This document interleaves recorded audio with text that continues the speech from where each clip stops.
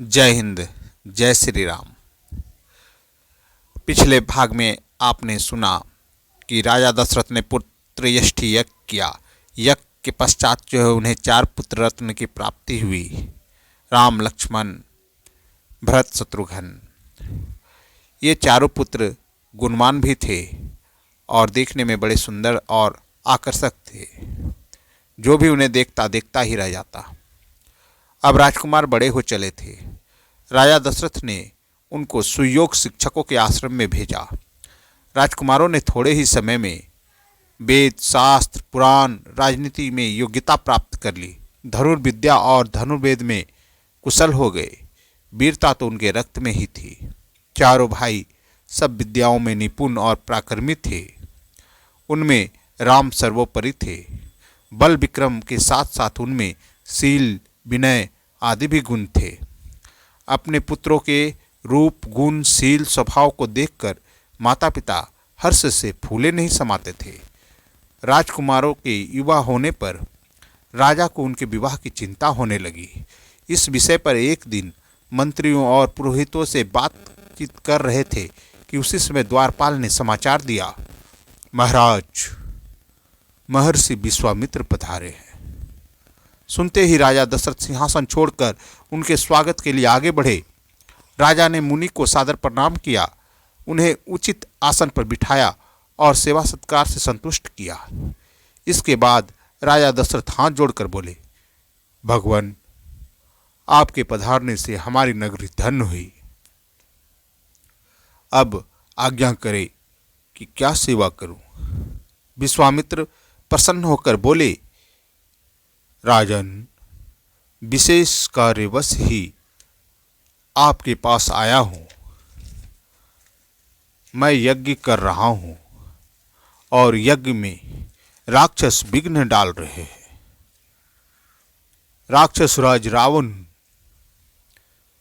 के 2 अनुचर मारीच और सुबाहु हमारे यज्ञ में बाधा उत्पन्न कर रहे हैं।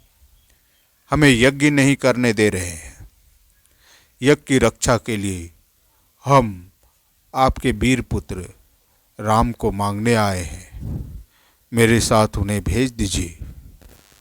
आप डरे नहीं, राम की भी इसी में भलाई है। मैं आज ही लौट जाना चाहता हूँ। इतना सुनते ही राजा के प्राण सूख गए। वे गिड़गिड़ाकर विश्वामित्र से बोले, ऋषिराज, यह आपने कैसी बात कह दी।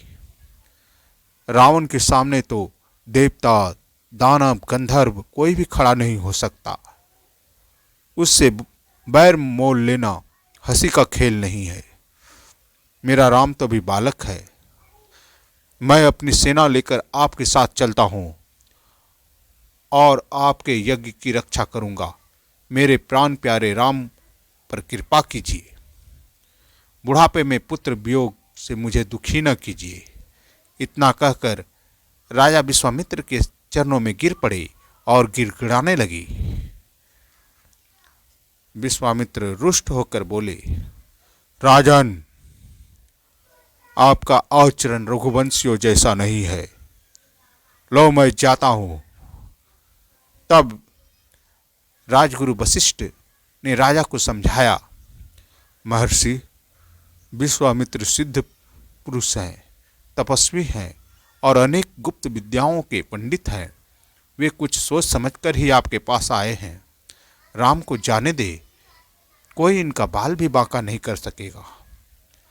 तब राजा दशरथ ने राम को विश्वामित्र के हाथ सौंप दिया। लक्ष्मण भी बड़े भाई के साथ चल दिए। विश्वामित्र के पीछे पीछे धनुष बाण लिए दोनों भाई सरयू के किनारे किनारे जा रहे थे। जब वे 3 कोस दूर निकल गए, तब विश्वामित्र ने कहा, तुम दोनों भाई नदी में आचमन कर कर मेरे पास आओ। मैं तुम्हें बला अति बला नाम की गुप्त विद्याएं सिखाना चाहता हूँ। इन विद्याओं के मिलने पर तुम्हारा आत्मबल बढ़ जाएगा और असुरी शक्तियों से तुम्हारी सुरक्षा रहेगी। दोनों भाइयों ने ऋषि की आज्ञा का पालन किया। विद्याओं की ग्रहण करने के लिए वे नवीनतम स्फूर्ति के साथ सरयू नदी में स्नान कर और आचमन कर वह ऋषि के पास पहुंच गए। अगले दिन वे सरयू के किनारे किनारे फिर आगे बढ़े। सरयू और गंगा के संगम पर उन्होंने गंगा पार की। अब वे भयानक वन में पहुंचे। जहां तहां हाथी, सूअर आदि दिखाई पड़ने लगे। सिंह की गर्जन आने लगी। पशुओं की आवाज़ दूर दूर तक गूंज रही थी। महर्षि विश्वामित्र ने बताया, यहाँ से 2 कोस की दूर पर ताड़का रहती है। वह बड़ी बलवती है, भयानक है, दुष्ट है। उसने अपने पुत्र मारीच की सहायता से यहाँ के जनपदों को उजाड़ दिया। अब तो यहाँ भयानक वन ही वन है। आज तुम्हें उसका संहार करना है। स्त्री समझकर उसे मत छोड़ना। श्री राम ने उत्तर दिया, मैं आपकी आज्ञा का अवश्य पालन करूंगा। यह कहकर उन्होंने धनुष की डोरी खींचकर ज्यों ही उसकी टंकार चारों ओर गूंज उठी। धनुष की डोरी खींचकर छोड़ने से चारों दिशाएं में उनकी गूंज जब सुनाई देने लगी तो महाराक्षसी ताड़का भी यह सुनकर घबरा गई और फिर गरजती हुई दौड़ी। राम के पास पहुंचकर उसने धूल का बादल उड़ाया और पत्थरों की वर्षा की। राम ने उसे बाणों से घायल कर दिया। तब ताड़का ने बाहें फैलाकर राम की ओर झपटी। वह अदृश्य हो गई। राम पर चारों ओर पथराव करने लगी। ऐसे में राम ने चारों ओर से ताड़का को बाणों से बांध डाला और उन्होंने एक तीक्ष्ण बाण मारा और हरहरा कर ताड़का जमीन पर गिर पड़ी। विश्वामित्र ने राम को गले से लगा लिया। प्रसन्न होकर उन्होंने दंड चक्र, काल चक्र, ब्रह्म अस्त्र आदि भी प्रभु राम को दिए। राम और लक्ष्मण को साथ लिए मुनि विश्वामित्र अपने सिद्ध आश्रम तक आगे बढ़ गए। महर्षि विश्वामित्र का यह आश्रम बड़ा ही अद्भुत था। आश्रमवासियों ने उनका यथाउचित सत्कार किया। विश्वामित्र ने उसी दिन यज्ञ आरंभ किया। 5 दिनों तक यज्ञ निर्विघ्न रूप से चलता रहा।